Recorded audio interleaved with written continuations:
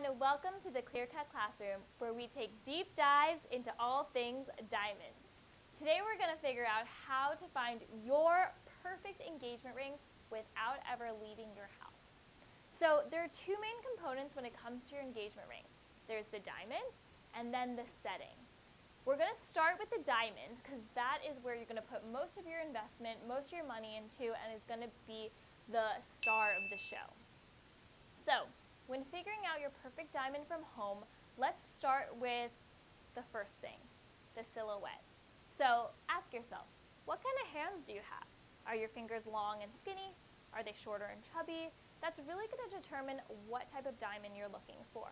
So I would recommend if you have very long, thin fingers or you're trying to elongate your fingers, to go with an elongated shape like an oval, emerald, elongated radiant, something that's really going to take a lot of the real estate top to bottom on your finger.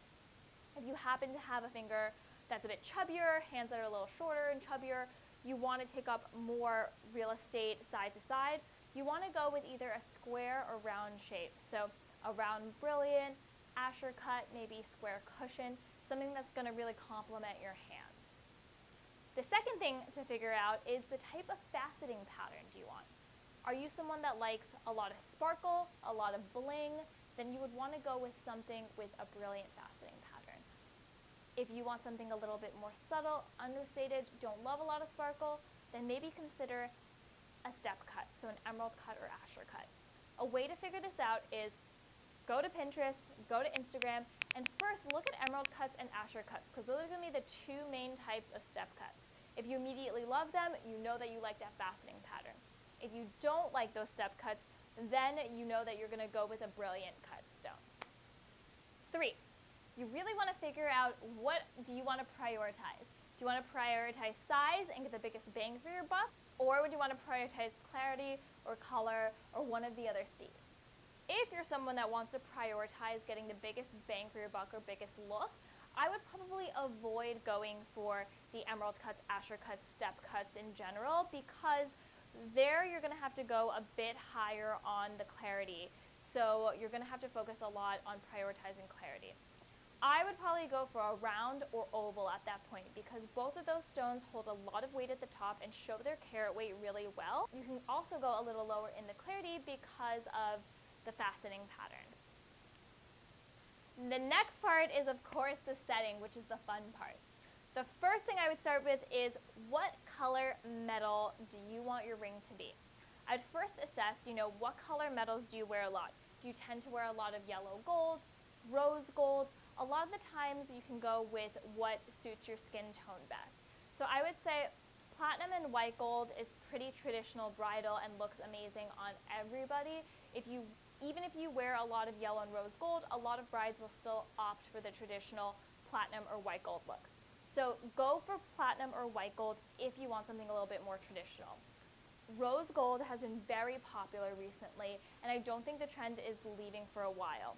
I would say if you're nervous about rose gold being trendy, I think that it does suit certain skin tones really well, and it's not going to be something that goes out of style if it suits you personally. So if you have a little bit of a pink undertone, a lot of paler skin tones, rose gold will really suit you personally really well. Yellow gold has been one of the most popular colors for engagement rings recently. It's classic and has a little bit of funkiness to it. I love yellow gold, and I think it suits a lot of skin tones perfectly. If you have more of an olivey undertone or a darker skin tone, I would probably go with an 18 karat yellow gold, because it's a little bit more saturated and more of that yellow color. And if you have a bit of a paler skin tone, then 14K is probably going to suit you a bit more because it's a little bit more subtle. So first, figure out what kind of metal you're looking for.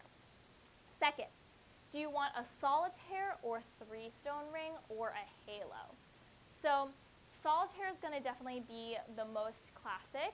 That means there's just one diamond on a band. So if you want something very classic, very timeless, and you want the center stone to be the star of the show, then definitely go for the solitaire. If you're someone that wants a little bit more real estate taken up on your finger, then side stones may be the perfect place to go. I would choose side stones based on the shape of your center stone. So if you have step cut center stone, like emerald cut or asher cut, I would probably go with tapered baguettes, bullets, or step cut trapezoids. Something that's going to be consistent. If you have step cuts in your center stone, you want step cuts on your side stones. Same goes for the brilliant cuts. If you have an oval, I would recommend half moons, epaulets, something that's going to really complement the shape of your center stone. And if you love the look of a solitaire but want a bit of a boost and a little bit more bling, then you can opt for either having pave diamonds going down the band or adding a really delicate halo around the center stone. That's going to really give you that extra oomph you might be looking for. So that is how you are going to figure out your perfect engagement ring without ever leaving your house. Definitely do a bunch of Instagram stalking and Pinterest pinning. Look everywhere that you can find, and if you see a consistent pattern, you know that you're leaning towards something that you love. Thanks for tuning in, guys. Comment below. Let me know what you want to see next week, and class is dismissed.